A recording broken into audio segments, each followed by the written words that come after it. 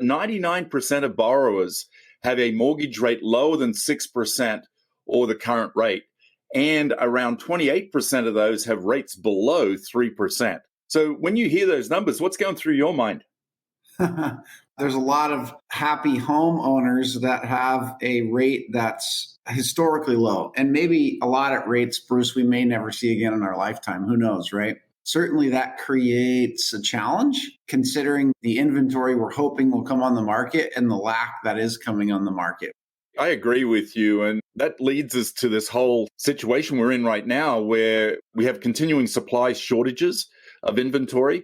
And I think that a lot of people will keep their houses longer, right? And that creates these challenges. And we already know, right? We've got supply shortages. That's holding current housing prices higher. And we know that affordability has been an additional challenge, and not just because of the higher prices, but also because of those elevated rates that we're now seeing average. What do you think about that? I mean, we're starting to see this pull back. Do you think we're going to see a massive price drop in inventory?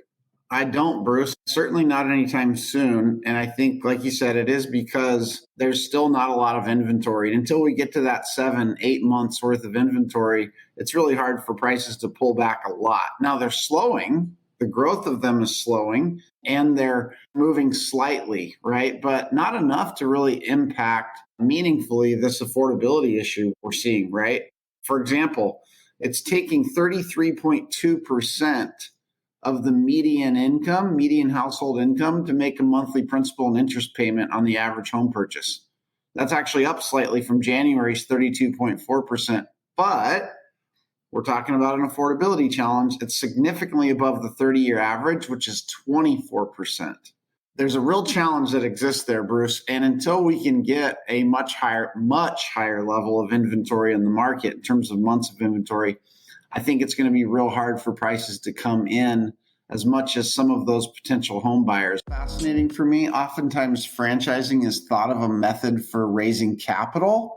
And considering the amount of capital that Refkin and Compass have burned through with their losses, maybe it shouldn't be a surprise. They got to figure out a different way because I don't think anybody on Wall Street is about ready to give them anymore. I could be wrong, of course. Weirder things have happened. Franchising, again, is traditionally thought of a way for raising money and for a method for growth, right? To be clear. So that seems interesting. It also seems interesting to me to have both, company-owned offices and franchises. Now they're saying that they're not going to be in the same markets, but that will be definitely a departure from their growth strategy thus far.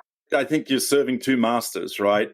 And you can see in a time like this, chances are they're going to be pouring into their company-owned stores. So I find that really fascinating. And, we've been in the franchising game. We're very clear as an organization at Keller Williams, right, that we're a franchise organization. And we have been literally since about 1987 or so, right? 89 maybe. And it's a learning curve, right? How to succeed, because your relationship with your franchisees is very different than having them as employees. Now we're really into partnership. I think it'll be fascinating for them. They probably look at it and say, okay, here's a way we can go sell franchises and raise additional revenue quickly. And yet there's a lot more work involved than I think they're fully aware of.